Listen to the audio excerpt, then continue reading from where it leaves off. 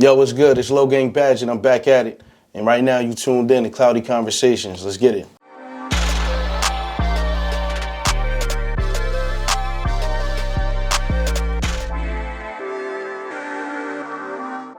Yo, what's going on, guys? It's your girl, Big T, Cloudy Conversations, and we are back with another episode. As you can see, we have LOE Badgett. He told me that right before. He said we do this all the time. Fuck up his name. We need to get this right. Badgett.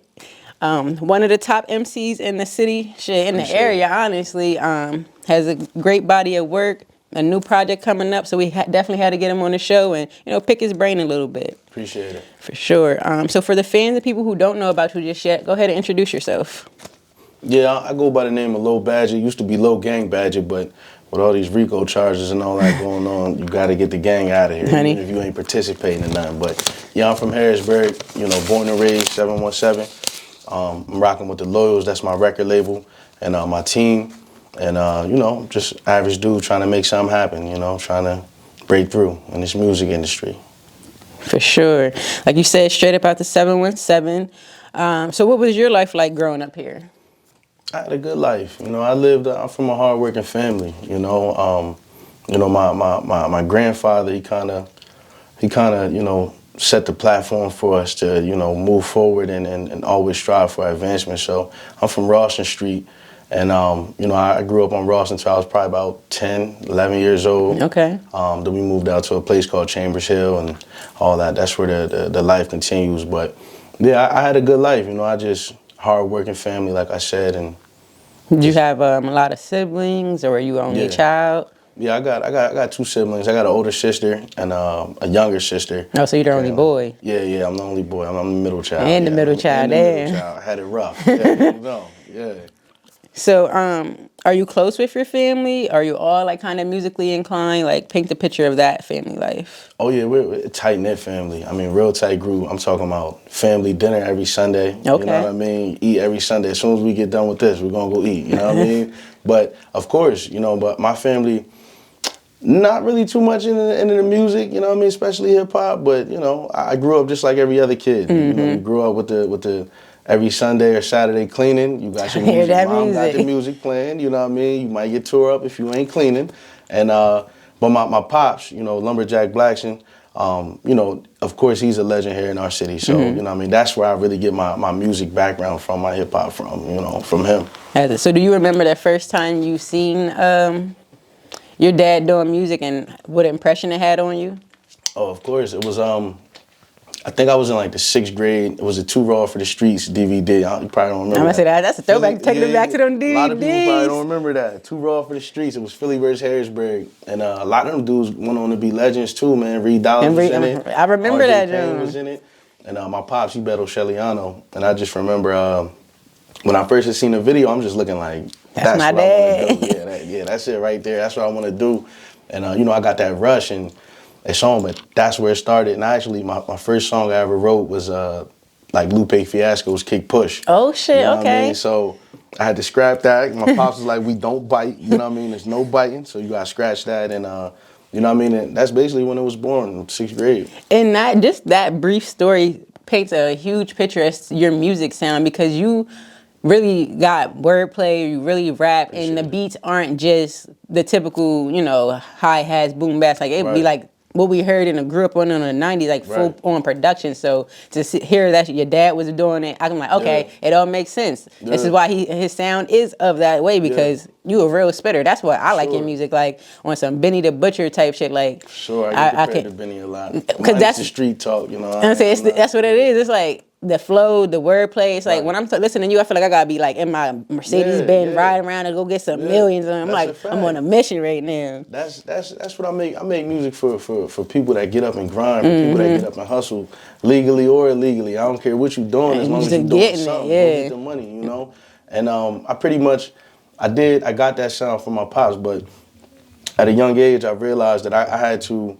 It ain't gonna work if I just sound like I'm from the 90s. And, you know what I mean? I'm only halfway from the 90s, so I had to, adapt to the new age sound.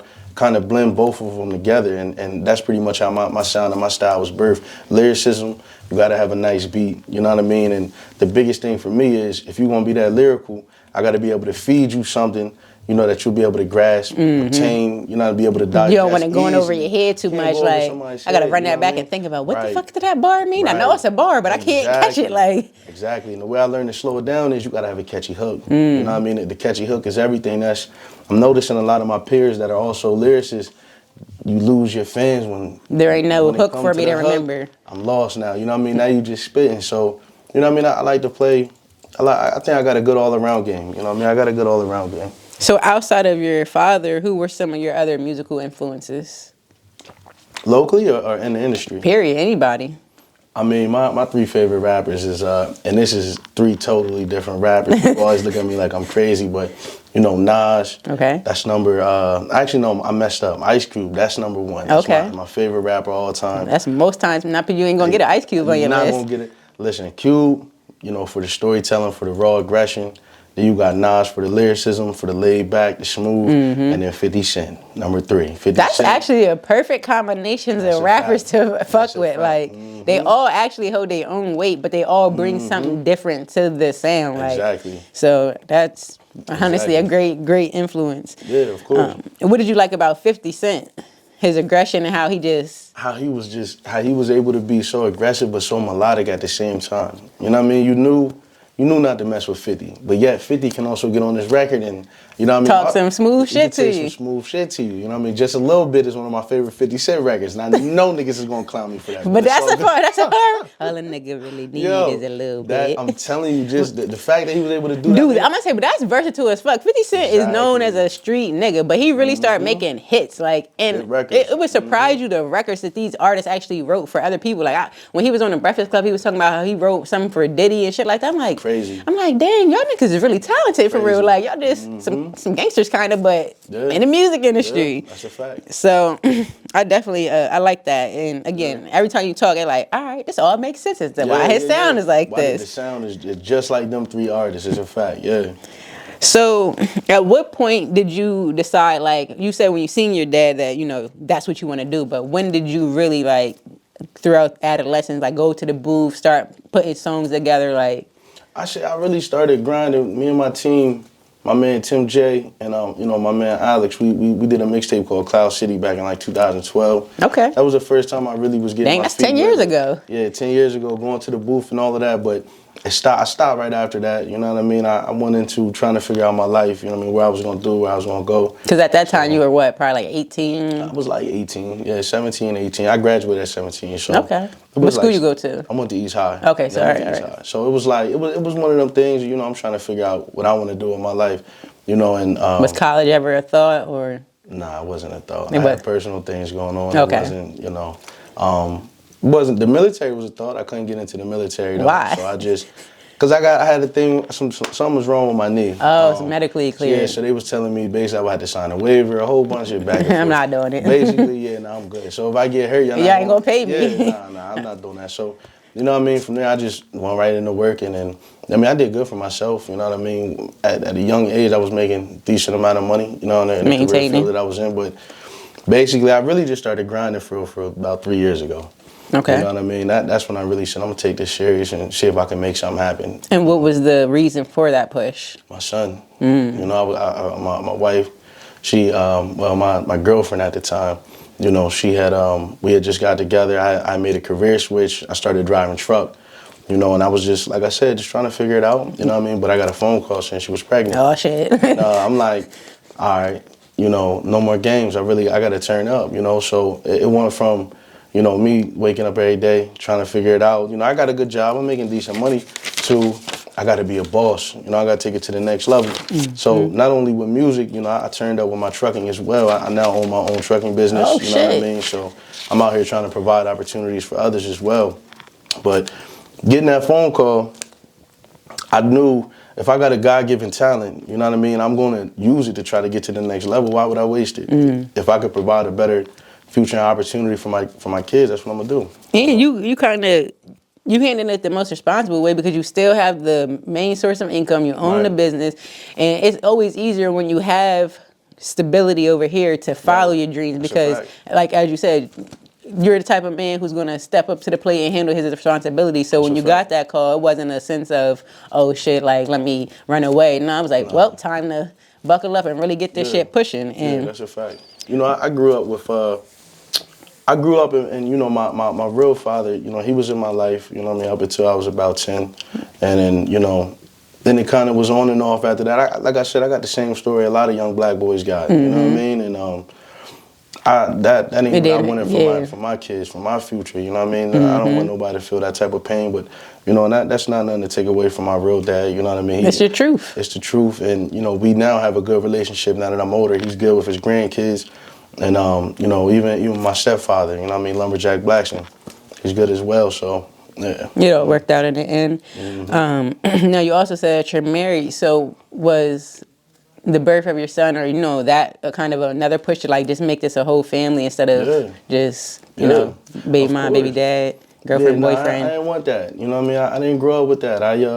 Like I said, my grandpa, you know, he always told us, you know, the man is going to guide where his entire family goes, you know, from the first kid down to his grandchildren. What he's doing is what the rest of the family is going to do. So, you know, my grandparents, I know they had their hard times, you know what I mean? But I watched them stick it out 50 years, you know what I mean? Nah, my grandparents stood up like, yo, 50 years, like. It's a long time, and you know, I just, like I said, I'm not into, I ain't want to bring no children into the world, and you know, parents is broken up and splitting up. Especially when that's not necessarily what you grew up seeing. That's a fact, you know what I mean? That's a fact, and you know what it does to the black household, you know what I mean? And I didn't want that for my children, you know? It's actually refreshing to hear you even speak on this, because most people, especially in our city, or black men, period, around here, don't really have that perspective on what it means to be a leader or be the head of your household and actually make your woman a wife and just, you know, solidify your family. It's not valued as it was back in our grandparents' age. Like, 50 years of marriage, you don't get that most days. People are divorcing and all that. So it's just like, it's nice to know that there are people who still are raised on those morals and stand by that. I actually said in my last freestyle, I just did a freestyle for How of Life. You know, one of my bars is, you know, I'm not keeping people around me that ain't raising their kids. You know what I mean? They're trying to go big, and that's real. You know what I mean? I'm not. Nah, you gotta stand on your responsibilities. You gotta handle business as a man. You know what I mean? And I feel like we are in this generation starting to see that change. A lot of us didn't have our fathers. You know what I mean? Breaking the cycle. So we're breaking the cycle. You know what I mean? That's one of my singles as well, Break the Cycle. No, that's for sure. So let's talk a little bit about the music. You said in 2012 you guys dropped, you know, that first project. You took a hiatus, then you came back. So when you came back, what was your mindset? My mindset coming back, like I said, I have a gift, and, you know, if I could take my family to new heights, that's what I'm going to do. You know, a lot of people look at this, you know, children, a wife as the end. You know what I mean? Now I got to go get a job, but I didn't look at it as that. You know, I looked at it as, let's take it to the next level. So I dropped my first album since graduation. That was a solo project. You know, it's got a little bit of success. You know, it has some decent records on it. In 2019, 15 tracks. Yup. It was, I think that was, it was since graduation. Yup. It had some decent success and some real good feedback. The first single from there was a song called Heavy. Did real good in the city. With Jaron Sims and KJ. Yup, that's a fact. And them is my brothers too. Salute to them. Actually, you know, them two and my man Perm, they pulled me back out, you know, outside of my own, you know, desires and desire to get back. Those dudes played a major role in getting me back into hip hop. So I salute to them as well. So yeah, that's when I came back. That was my first project back, yo. And what do you remember most about that project, or what do you like most about that project? Oh man, I love about the biggest thing I love is that how real it was. It was my story, you know, artist, their first album. That's everything bottled up for whatever they had going on X amount of years. So that was probably my realest project, storytelling. You know what I mean? Able to get a lot of stuff off of my chest, and I'm sure when a lot of people, the bigger I get, the more people that go back to find that project will really understand me as a person and as an artist even more, you know? And how do you think you've grown from the 2012 project all the way up into since graduation? Like, what was your development at? Oh man, it's a whole lot of things have changed. I mean, man, when we dropped Cloud City, you know, I was heavy in the smoking, very, you know, irresponsible. So you was talking crazy. You know what I mean? Talking crazy. I'm doing what I do.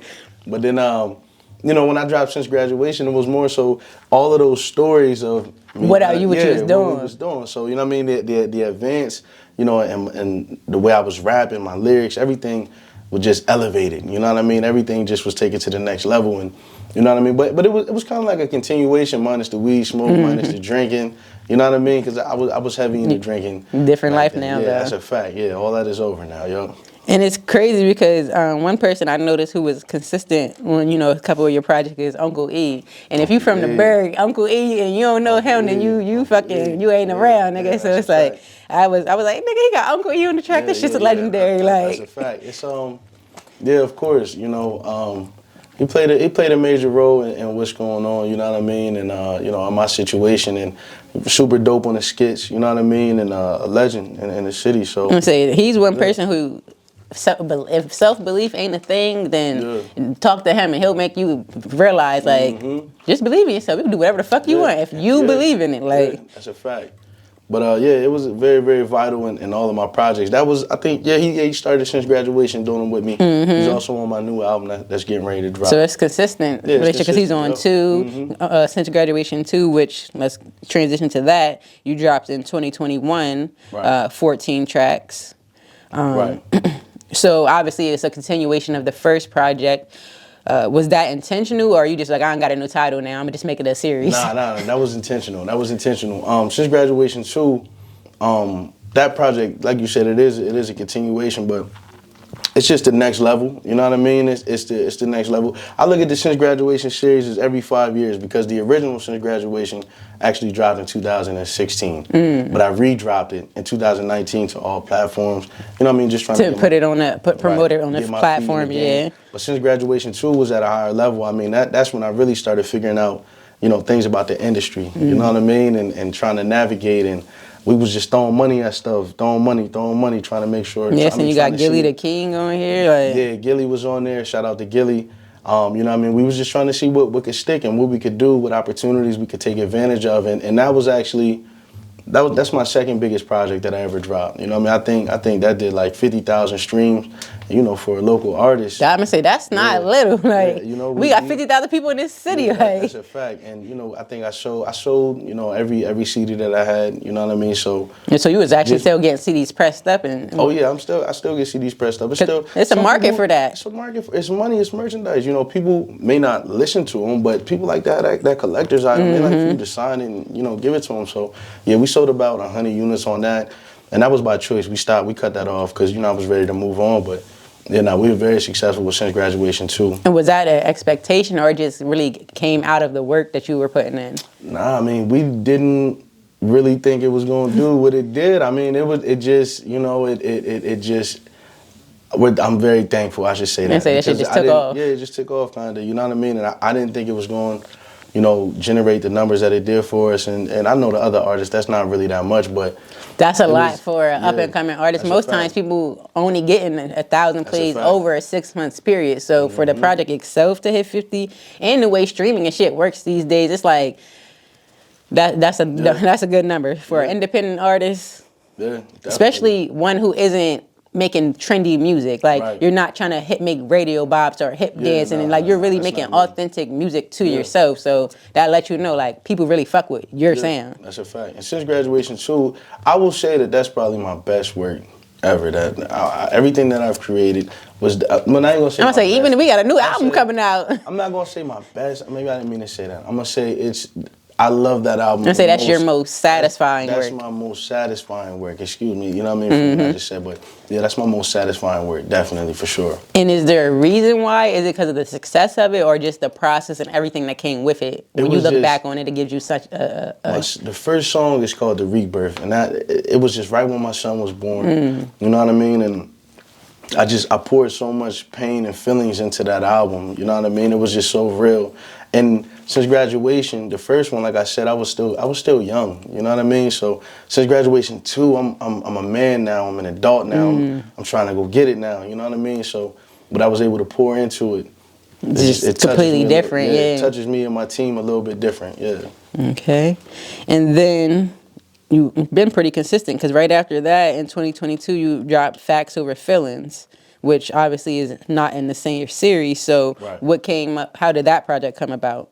That project was a statement. You know, that was a I need to toot my own horn type of album. You know what I mean? I gotta wave my flag, you know, because I felt like since graduation 2 I did so well, I felt like it still wasn't, you know, received by my peers the way that I wanted it to be. So Facts Over Feelings was kind of like, nah, okay, well, let's take the emotions out of it. You know what I mean? I don't got to be the best in your category, your opinion, but let's talk some facts here. You know what I mean? I'm the X, Y, and Z that did X, Y, and Z. So that was a statement album for me, and you know, very, very lyrical. Facts Over Feelings is actually my biggest album. I had a couple songs on there go viral. Okay.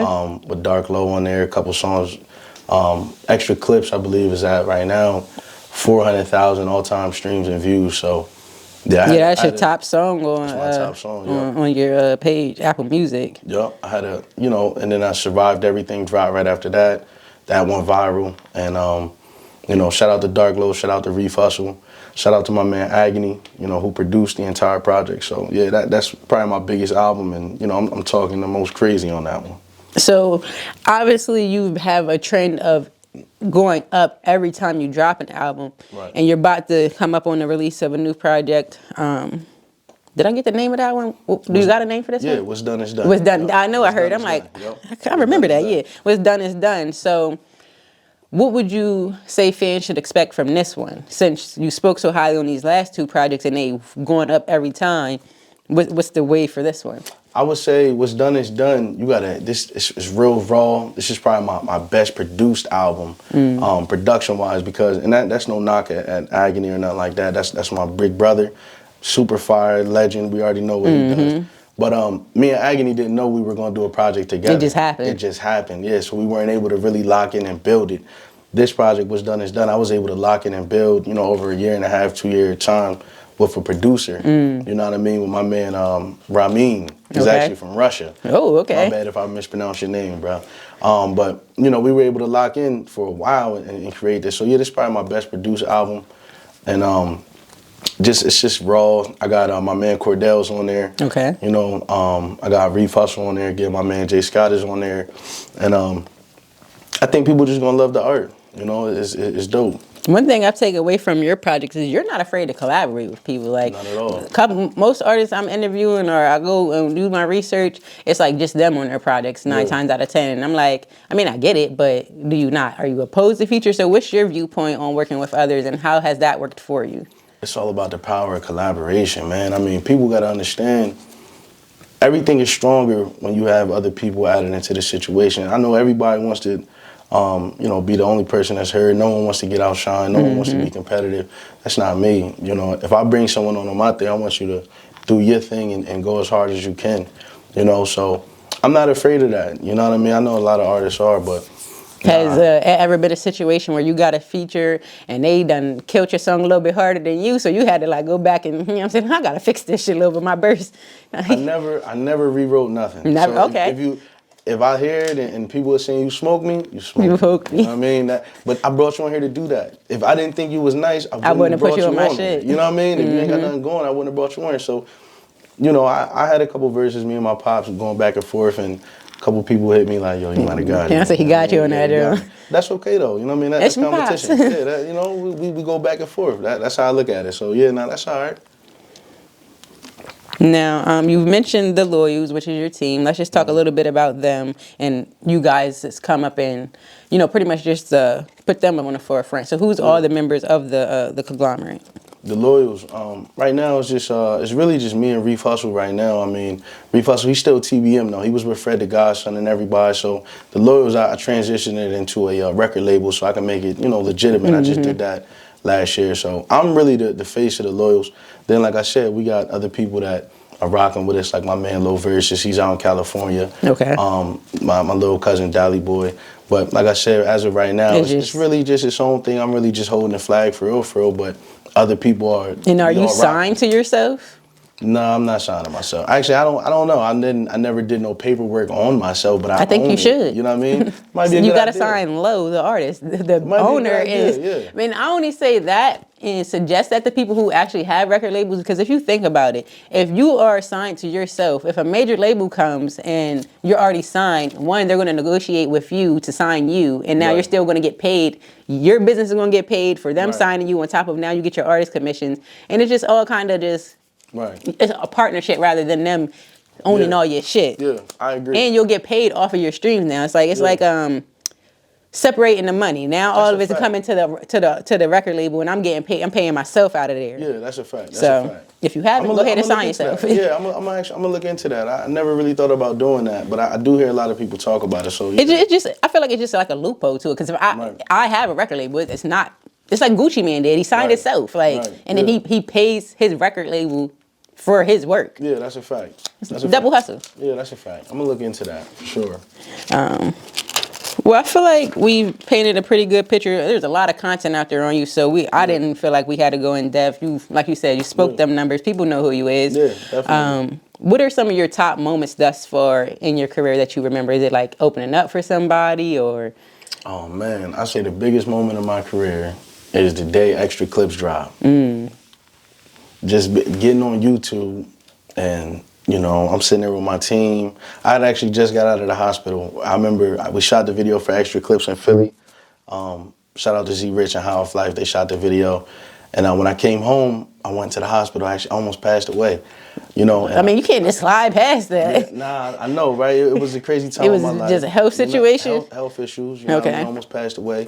I spent a week in the hospital, and I remember laying there just thinking to myself, like, this ain't, you know what I mean? I can't do this shit. Like, I gotta come out and really go crazy. I got out of the hospital. We dropped Extra Clips, I think, a week later. And that shit went up. That shit went up. You know what I mean? Just getting on YouTube, and it's like, yo, we had 2,000 views in like 30 minutes. That's what I'm saying. Like, I be feeling good when I'm at 50 views. Like, yo, 50 people watch the interview, yo, we is lit. That's a fact.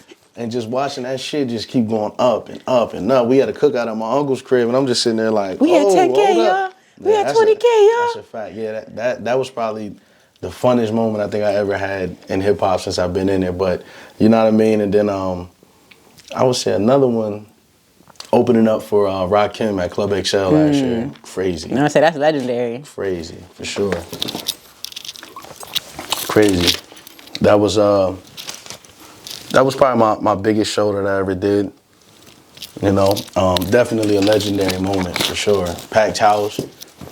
Bodied it. And I'm gonna say, what's your stage presence like? Because you've been on big stages with big artists, so how mindful of you are of that presence? Oh, I'm trying to body everyone there. Any artist before or after, this is our show. This is a loyal show. You know what I mean? This is my show. So I'm a big guy, so I know fans they be thinking probably laid back, cool. No, you come out there with that energy. Yeah, straight energy, straight raw, straight aggressive. You know what I mean? Up tempo type of show. You know what I mean? I don't like for nothing. No dead air, no dead space.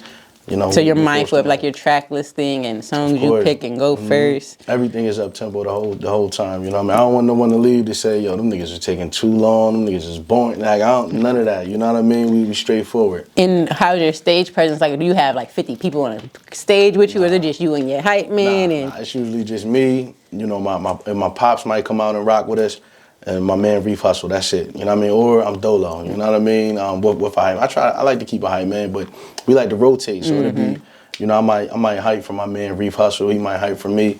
And, you know what I mean, we'll rotate like that. But nah, just us and the DJ, that's hip hop, you know? That's what I'm saying, because nothing kills me more than when I go to a show and I can't tell who's rapping right now. Yeah, like, it'd be too much. I'm like, wait, are you the artist? Wait, who got the mic? Where y'all go? Like, then they rapping over vocals, so you really don't know who's rapping. And that was another question, like, are you mindful of that? Like, is your track playing in the background? Or you tell them lower it because I really got voice control? I don't rap over vocals. I let the hook rock, though, you know what I mean? Because I am a big That's dude. impressive, though. That's what I'm saying. Yeah, like, people aren't, that's why I wanted to know, like, you've been on stage, you've seen artists do sets, so you know it's like, nah, he ain't rapping over the track. That's really his voice control. Like how they kept when Jadakiss did the verses and how he was really up there flowing. Like MC don't rock with vocals. You know what I mean? We don't rock with vocals, so yeah, nah, definitely. So you consider yourself an MC over just a rapper? Oh, of course. Yeah, I'm an MC. I paint a picture. You know what I mean? I'm a storyteller. For sure.